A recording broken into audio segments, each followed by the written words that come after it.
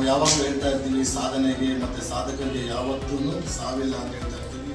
ಅದೇ ರೀತಿ ಎಷ್ಟೋ ಜನ ಸಾವಿನ ಅಂಚಿನಲ್ಲಿರುವಂಥವ್ರನ್ನ ಹಾಗೂ ಎಷ್ಟೋ ಜನ ಮೂಳೆಗಳ ಸಮಸ್ಯೆ ಇರೋರನ್ನ ಸರಿಸುಮಾರು ನಿಮ್ಮ ವೃದ್ಧರು ಮಿಲ್ಕಾ ಸಿಂಗ್ ಆಗಿರ್ಬೋದು ಅಥವಾ ಹಲವಾರು ಸ್ಪೋರ್ಟ್ಸ್ ಮ್ಯಾನ್ಗಳಾಗಿರ್ಬೋದು ಎಲ್ಲರಿಗೂ ಒಂದು ವೈದ್ಯಕೀಯ ಚಿಕಿತ್ಸೆಯನ್ನು ಕೊಟ್ಟಂತಹ ನಮ್ಮ ಬೆಂಗಳೂರಿನ ಅಪ್ಪಟ ಪ್ರತಿಭೆಯಾದಂತಹ ಡಾಕ್ಟರ್ ಗಂಗರಾಜು ಸರ್ ಅವ್ರನ್ನ ನಾವು ಭೇಟಿ ಮಾಡಕ್ಕೆ ಬಂದ್ವಿ. ಇವತ್ತು ಅವರು ಗೋಲ್ಡನ್ ಬುಕ್ ಆಫ್ ವರ್ಲ್ಡ್ ರೆಕಾರ್ಡ್ಗೆ ಸೇರ್ಪಡೆಯಾಗಿದ್ದಾರೆ ಹಾಗೂ ರಿಯಾಲಿಟಿ ಬುಕ್ ಆಫ್ ವರ್ಲ್ಡ್ ರೆಕಾರ್ಡ್ಗೆ ಸೇರ್ಪಡೆಯಾಗಿದ್ದಾರೆ ಮತ್ತು ಲಂಡನ್ ಬುಕ್ ಆಫ್ ವರ್ಲ್ಡ್ ರೆಕಾರ್ಡ್ಗೆ ಸೇರ್ಪಡೆಯಾಗಿದ್ದಾರೆ.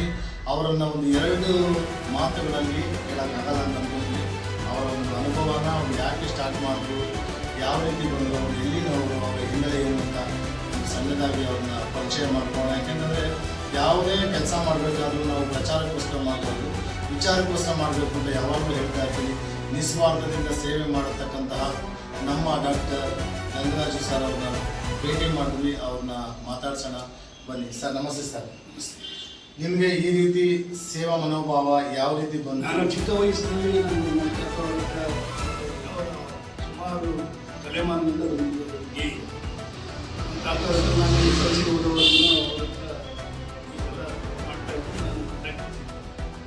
ನಾನು ಅದಾದ ನಂತರ ಈ ಕಡೆ ಬೆಂಗಳೂರಿಗೆ ಬಂದು 45 ವರ್ಷದಿಂದ ನಾನು ಕೆಲಸ ಮಾಡ್ತೀನಿ.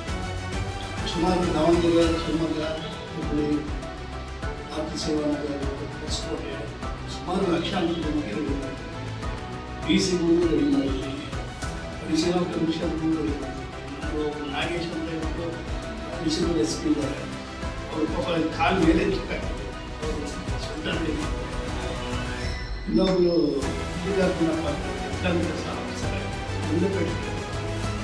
ಅವರು ಶಿವಮೊಗ್ಗದಲ್ಲಿ ಎಕಡೆಮಿಕ್ ಆಫೀಸರ್. ಅವಾಗ ಅವರು 2 ವರ್ಷದ ಡ್ಯೂಟಿ ಹೋಗಿದ್ರು. ಅವ್ರ ಅಣ್ಣನಿಗೆ ಡ್ಯೂಟಿ ಬಂತು. ಅವ್ರು 2 ವರ್ಷ ಡ್ಯೂಟಿ ಹೋದಾಗ ಮನೆ ಬೆಳೆಸ್ಕೊಂಡು ಅಂಥವ್ರು ಯಾರು ಹೇಳಿದ್ರೆ ಬಂದರು.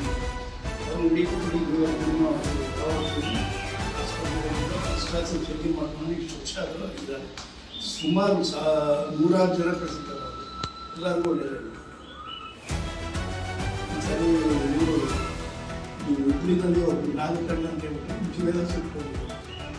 ಅವರು ಇಲ್ಲೆಗಡೆ ಗಾಡಿಗಳು ಹೋಗ್ಬೇಕಾದ್ರೆ ಹಿಂಗೆ ಕಾರ್ ಬಂದಿರೋದು. ಈ 3 ವರ್ಷದ ಇಶ್ಯೋ L5S1 ಮೇಲೆ ಬಂದಿದ್ದು. ಮೇಲೆ ಬಂದಿದ್ದಾಗ ಅದು ಫಸ್ಟ್ ಮೇಲೆ ಬಂದಿದ್ದು ಡಿಶ್ನ ಏನು ಮಾಡಿದ್ರು, ಅವರು ಅಲ್ಲಿಂದ ಅಂಬುಲೆನ್ಸ್ ಮಾಡ್ಕೊಂಡು ದಾವಣಗೆರೆ ನೀವು ಹೋಗ್ತಾ ಇಲ್ಲ.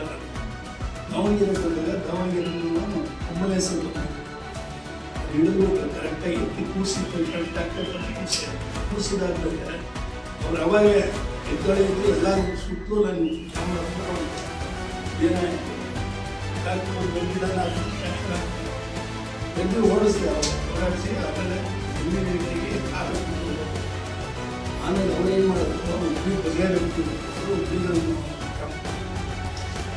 ಲಕ್ಷ್ಮೀ ಹಿಂದೆಗಡೆ ಒಂದು ತಿಂಡಿ ಮಾಡ್ತಾರೆ. ಏನು ಜನ ಆಮೇಲೆ ಅವರೇ ಏನು ಮಾಡ್ಯಾರೆ, ಡಾಕ್ಟ್ರಿಗೆ ಗಿರಾಜ್ ಅಂತ ಆಗ್ತಾರೆ. ಆ ಡಾಕ್ಟರಿಂದ ನಮ್ಮ ಡಾಕ್ಟರ್ ಅಂತ ಇಲ್ಲ. ಅವಾಗ ಇಮಿಡಿಯೇಟಾಗಿ ಆರ್ಥೋಪೆಡಿಕ್ ಡಾಕ್ಟರ್ಗೆಲ್ಲ ಕಂಪ್ಲೇಂಟ್ ಮಾಡ್ತಾರೆ. ಅವಾಗ ACP ಕಲಬುರಗಿಗೆ ಸಾಯಂಕಾಲ ಎಲ್ಲ ಜನ ಓದ್ತಾರೆ. ಸ್ಟೇಷನ್ ಈಗ ಬರ್ಬೇಡಿ ಡಾಕ್ಟ್ರೆ, ನಾವು ಮಾಡ್ತೀವಿ ಅಂತ ನಾನು ತಂದು ಇನ್ನೊಬ್ಬರು ನಾಗರಾಜ್ ಅಂತ ವಾಚನಿಗೆ ಅವರು ಅಲ್ಲಿ ಹೇಳೋದು ಈ ಥರ ಎಲ್ಲ ಒಳ್ಳೇದು ಮಾಡ್ತಾರೆ. ನಮ್ಮ ಈ ಥರ ಈಗ ಆಪ್ರೇಷನ್ ಮಾಡಿ ಎಲ್ಲ ಮಾಡ್ತಾ ಇದ್ದಾರೆ. ಇದೇನು ಸರ್ ಆಮೇಲೆ ಅಲ್ಲಿದ್ದು ನನಗೇನಾಗಿದೆ, ಅವರಿಗೂ ಪ್ರಾಬ್ಲಮ್ ಇದೆ, ಇಲ್ಲ ಅವ್ರಿಗೂ ಪ್ರಾಬ್ಲಮ್. ಸರ್ ಇದೇ ಪ್ರಾಬ್ಲಮ್ ಇದೆ, ಹೆಂಗೆ ಹೇಳಿದೆ ಸ್ಕ್ಯಾನ್ ಮಾಡ್ತೀನಿ ಹೇಳ್ತಾರಪ್ಪ ಅಂತ ಹೇಳಿದ್ರು. ಅವ್ರಿಗೆ ಹೇಳಿದ್ದಾರೆ ಅಲ್ಲಿಂದ ಹಿಸ್ಟ್ರಿ ಅವನಿಗೆ ಆಲ್ರೆಡಿ ಹಿಸ್ಟ್ರಿ ಗಡಿ ಅದು ಆಮೇಲೆ ಕಾರ್ಪಾ ಹಿಸ್ಟ್ರಿ ಅವ್ರಿಗೂ ರೆಡಿ ಮಾಡ್ತೀನಿ. ಸುಮಾರು ಜನ ಪೊಲೀಸ್ ಅಧಿಕಾರಿಗಳೆಲ್ಲ ಎಲ್ಲರೂ ಒಳ್ಳೆಯದು. ಈ ವ್ಯಾಪಾರದ ದುನಿಯಾದಲ್ಲಿ ವ್ಯಾಪಾರ ಏನಿಲ್ಲ, ಅಲ್ಲಿ 100 ರೂಪಾಯಿ ಕೊಂಡ್ರು ಆಗ್ತದೆ. ಅವತ್ತು ಪಟ್ಟಿ ಕಡಿಮೆ, ಇವಾಗ 25 ರೂಪಾಯಿ ಪಟ್ಟಿ ಆದಾಗ 200 ರೂಪಾಯಿ ಅಷ್ಟು ಬಿಟ್ಟರೆ ಏನು ಮಾಡೋದು. ಅಲ್ಲ, ನಾನು ಕೇಳೋದು ಏನಂತಂದ್ರೆ ಈ ಒಂದು ಕಾಲದಲ್ಲಿ ಎಲ್ಲರೂ ವ್ಯಾಪಾರಿಕವಾಗಿ ಮಾಡ್ತಾ ಇದ್ದಾರೆ. ಎಲ್ಲರೂ ಮಾಡ್ತಾರೆ. ನೀವು ಯಾಕೆ 2 ಲಕ್ಷ 3 ಲಕ್ಷ ಅವ್ರಿಗೆ ಆಪರೇಷನ್ ಮಾಡ್ತಾರೆ. ನಾನು ಏನು ಬರೀ 500,000 ಯಾಕೆ ನಿಮ್ಗೆ ಅದು ವರ್ಕೌಟ್ ಆಗಲ್ಲ? ಆಗೋದು ಅಂದರೆ ನನಗೆ ಲಾಭ ಬೇಡ, ಜನಗಳು ಅನುಕೂಲ ಆಗುತ್ತೆ. ಒಳ್ಳೆಯದಾದರೆ ಇವತ್ತೆಲ್ಲ ಹುಡುಕೊಂಡು ಒಳ್ಳೆಯದಾಗುತ್ತೆ. ಇವತ್ತು ಬಾಣಸ್ವಾಡಿಗೆ ಹೋದರೆ ನಮ್ಮೂರೇ ಇನ್ನೊಂದು ಜನ ಅಲ್ಲಿ ಫುಲ್ಲು ಅಕ್ಕಪಕ್ಕ ಗಲಾಟೆ ಮಾಡೇ ಹೋಗ್ತಿದ್ದಾರೆ. ಗಾಡಿ ಅದೇ ಕರ್ನಾಟಕ ರಾಜ್ಯ ಸರ್ಕಾರ ಆಗ್ಬೋದು ಅಥವಾ ಭಾರತ ಸರ್ಕಾರ ಆಗ್ಬೋದು ಏನಾದರೂ ಗುರುತಿಸಿದಾರ? ಇಲ್ಲ, ನಾನು ಕೇಳಿದ್ದಾರೆ. ಇವಾಗ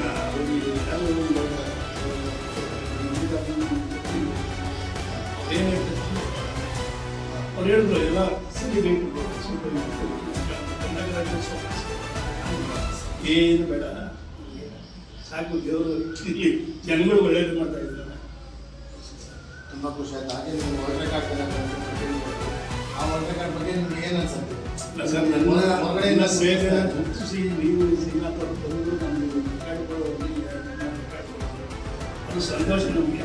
ನನಗೇನು ಗೊತ್ತಾ, ನಿಮ್ಮ ಆಕ್ಚುಲಿ ನಾನು ಯಾರು ಯಾವ ಇದು ಬೇಡ ಅಂತಲೇ ಒಳ್ಳೇದಾಗುತ್ತೆ. ಲಕ್ಷಾಂತರ ಜನ ಸೇವೆ ಯಾವತ್ತು ನಮ್ಮನ್ನು ಕಾಪಾಡುತ್ತ ನಿಮ್ಮ ಒಂದು ಉದ್ದೇಶ. ಈ ಒಂದು ವೃತ್ತಿನ ನಿಮ್ಮ ವಂಶ ಪಾರಂಪರೆ ನಿಮ್ಮ ಮಗಳ ಆಗಲಿ ಯಾರು ಕಲಿಸ್ಕೊಂಡು ಅವನಿಗೆ ಕಲಿಸ್ತಾ ಇದ್ದೀನಿ. ಕೆಲಸ ಅವನು ಇಂಜಿನಿಯರ್, ಅವನಿಗೆ ಕಲಿಸ್ತಾ ಇದ್ದೀನಿ. ಇದು ಫುಲ್ಲು ಯಾರನ್ನ ಒಬ್ಬರು ಇರಬೇಕು. ಈಗಿನ ಒಂದು ಕಾಲದಲ್ಲಿ ಯುವ ಜಾಗೃತಿಗಾಗ್ಬೋದು ಅಥವಾ ವ್ಯಾಪಾರದಲ್ಲಿ ದುಡ್ಡಿನಿಂದ ಹೋಗ್ತಾ ಇರೋರಿಗೆ ನೀವು ಏನು ಸಂದೇಶ ನೀವು ಕೊಡ್ಬೋದು ನಮ್ಮ ವೀಕ್ಷಕರಿಗೆ ಹೇಳೋದು? ಇವತ್ತು ಬ್ಯಾಂಕುಗಳು ಏನು ಮಾಡ್ತಾರೆ, ಬಡವರಾಗಲಿ ಶ್ರೀಮಂತರಾಗಿ ಏನು ಮಾಡೋದಿಲ್ಲ. ಸುಮ್ಮನೆ 1 ಲಕ್ಷ 2 ಲಕ್ಷ ಕೊಡೋದು, 70,000 ಕೊಡೋದು. ನಾವು ಬರೀ 200 ರೂಪಾಯಿನ ರೆಡಿ ಮಾಡೋದು ನಾವು 70,000. ಆದರೂ ಜನ ಇಲ್ಲಿ ಏನೋ ಜಾಗೃತಿ ನಾವು ಹೋದರೆ ಇದೇನೋ ಅನ್ನೋ ಥರ ಕೆಲವರು ಇರ್ತಾರೆ. ಅದು ತಪ್ಪು. ಇದು ಕೂಡ ನಮ್ಮ ಜಗತ್ತಲ್ಲಿ ಬರೀ ಈ ನಾವು ಮೆಡಿಷನ್ನಲ್ಲಿ ರೆಡಿ ಮಾಡ್ತೀವಿ. ಒಳಗಡೆ ಹಾಕಿದ್ದಾಗಿ ಕಲ್ಲು ಸಿಕ್ಕ ಹಂಗೆ ಮೂಳೆ ಜಾಯಿಂಟ್ ಮಾಡ್ಕೊಳ್ತಾರೆ.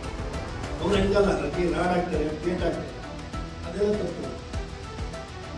ನಿಜವಾಗ್ಲೂ ಈ ಒಂದು ಸಂದರ್ಭದಲ್ಲಿ ಹೇಳುವಂಥದ್ದು ಏನು ಅಂತಂದರೆ ಹಣನೇ ಎಲ್ಲ ಮುಖ್ಯ ಅಲ್ಲ. ಹಣ ಯಾವತ್ತೂ ಮುಖ್ಯ. ಸೇವೆ ಮಾಡೋರಿಗೆ ಭಗವಂತ ಯಾವತ್ತೂ ಜಗತ್ತಲ್ಲಿ ಭಗವಂತನ ನಂಬ್ತೀರಾ? ದೇವ್ರನ್ನ ನಮ್ಮದೇ, ದೇವರಿಂದ ನಾವಿಲ್ಲ. ಯಾಕೆಂದರೆ ಇವಾಗಿನ ಕಾಲದಲ್ಲಿ ಹೆಂಗಿದೆ ಅಂತಂದರೆ ದೇವ್ರು ಏನೂ ಇಲ್ಲ, ಪ್ರಕೃತಿನೇ ಎಲ್ಲ ಅಂತ. ಭಗವಂತ ಎಲ್ಲ ಸೃಷ್ಟಿ ಮಾಡೋನೇ ದೇವರು. ದೇವರಿಂದ ಯಾರು ಬರ್ತಾರೆ? ಗಾಳಿ ತೆಗಿತಾರೆ, ನಾವು ಸೇರಿಸ್ಬೋದು. ಇಲ್ಲಿ ಗಾಳಿ ತೆಗಿಯೋದು ನನಗೆ ಒಳಗಡೆ ಲಕ್ಷಣಕ್ಕೆ ಆಗುತ್ತೆ. ನಿಮ್ಮ ದೇವರಿಲ್ಲ ಅಂದ್ರೆ ನಾನೇನು ನೋಡಿ ವೀಕ್ಷಕರೇ, ನೀವು ಕೇಳಿಸ್ಕೊಂಡ್ರಿ, ಅವರ ಅನುಭವನ ಕೇಳಿಸ್ಕೊಂಡ್ರಿ. ಇದು ಒಂದು ಸಣ್ಣ ಒಂದು ಕಿರು ಪರಿಚಯ ಅಷ್ಟೇ. ಯಾರಾದರೂ ಯಾವ ರೀತಿಯಾದಂತಹ ಮೂಲೆದಾಗ್ಬೋದು ಅಥವಾ ಕಾಲು ನೋವು ಅಥವಾ ಸರ್ವಿಕಲ್ ಯಾವುದೇ ಆದ್ರೂ ನಮ್ಮ ಹೆಮ್ಮೆಯ ಪ್ರೀತಿಯ ಕನ್ನಡಿಗರು ಅಂತ ಹೇಳೋದಕ್ಕೆ ನಮ್ಗೆ ಭಾಳ ಹೆಮ್ಮೆ ಆಗುತ್ತೆ. ನಿಜವಾಗ್ಲೂ ಇವ್ರನ್ನ ಭೇಟಿ ಮಾಡ್ಬೋದು. ಇವ್ರನ್ನ ನಂಬರ್ನ ನಾವು ಲಾಸ್ಟಲ್ಲಿ ಹಾಕಿರ್ತೀವಿ. ದಯವಿಟ್ಟು ನೋಡಿ, ಎಲ್ಲರಿಗೂ ಒಳ್ಳೆಯದಾಗುವಂಥ ಕೆಲಸಗಳನ್ನು ಮಾಡಿದಾಗ ಯಾವ ರೀತಿಯಾದಂತಹ ಫಲಾಪೇಕ್ಷೆ ನಾವು ಅಪೇಕ್ಷೆನೇ ಪಡೋಂಗಿಲ್ಲ. ದೇವರು ಅವ್ರಿಗೆ ನೋಡಿ ಎಷ್ಟೋ ಜನ ವರ್ಲ್ಡ್ ರೆಕಾರ್ಡ್ ಆಗ್ಬೋದು ಅಥವಾ ಹೆಸರುಗಳಿಂದ ಓಡೋದಾಗ್ಬೋದು ಮಾಡ್ತಾ ಇದ್ದಾರೆ. ಭಗವಂತ ಇವ್ರಿಗೆಲ್ಲನೂ ಇಲ್ಲೇ ಬರೋ ಥರ ಇದೆ. ಅದಕ್ಕೋಸ್ಕರ ಮುಖ ನೋಡಿ ಮನೆ ಹಾಕಬಾರ್ದು ಅಂತ ಹೇಳ್ಬಿಟ್ಟು ಹೇಳ್ತಾರೆ. ನಾವು ದೊಡ್ಡ ದೊಡ್ಡ ಆಸ್ಪತ್ರೆಗಳನ್ನ ನೋಡಿ, ಅಂದರೆ ದೊಡ್ಡ ದೊಡ್ಡ ಆಸ್ಪತ್ರೆಗಳಲ್ಲಿ ಸರಿ ಇಲ್ಲ ಅಂತ ಹೇಳ್ತೀವಿ ಅಂತ ಅದರ ತಪ್ಪು. ಅವರವರು ಅಷ್ಟು ಒಂದು ಚೌಕಟ್ಟಿನಲ್ಲಿ ಈ ಒಂದು ವಿಭಾಗದಲ್ಲಿ ನಂದಿನಿ ಲೇಔಟಲ್ಲಿ ನಿಜವಾಗ್ಲೂ ಸುಸಜ್ಜಿತವಾದ ಕ್ಲೀನ್ನೆಸ್ ನೋಡಿ ಎಷ್ಟು ಚೆನ್ನಾಗಿದೆ, ಚಿಕ್ಕದಾಗಿದೆ, ಚೊಕ್ಕದಾಗಿದೆ. ನಿಜವಾಗ್ಲೂ ಇವರಿಗೆ ನಮ್ಮ ಕನ್ನಡ ತಾಯಿ ಭುವನೇಶ್ವರಿ ಒಳ್ಳೇದು ಮಾಡಿ ನಮ್ಮೆಲ್ಲರ ಆಯುಷು ಕೂಡ ಅದು ಇವ್ರಿಗೆ ಇದೆ. ಯಾಕೆಂದರೆ ಲಕ್ಷಾಂತರ ಜನರಿಗೆ ರೆಡಿ ಮಾಡ್ತಾರೆ ಅಂತ ಅನ್ನೋದು ಅದು ಸುಮ್ಮನೆ ಬಾಯಿ ಮಾತಲ್ಲ. ಅವರ ಎಲ್ಲ ದಾಖಲೆಗಳನ್ನು ಯಾರು ಮುಗಿಯಕ್ಕೆ ಸಾಧ್ಯನೇ ಇಲ್ಲ. ಯಾಕೆಂದರೆ ನೋಡಿ ಇವಾಗ ನೋಡಿ 70+ ಅನ್ಸುತ್ತೆ. ಈಗಲೂ ಅವರು ಸೇವಾ ಮನೋಭಾವದಲ್ಲೇ ಇದ್ದಾರೆ. ನಿಜವಾಗ್ಲೂ ಸೇವೆಗೆ ಕೊನೆ ಇಲ್ಲ. ವೀಕ್ಷಕರಿಗೆ ಮತ್ತೆ ನಿಮ್ಮನ್ನು ಭೇಟಿ ಆಗ್ತೀನಿ. ಜೈ ಹಿಂದ್, ವಂದೇ ಮಾತರಂ. ಜೈ ಕರ್ನಾಟಕ.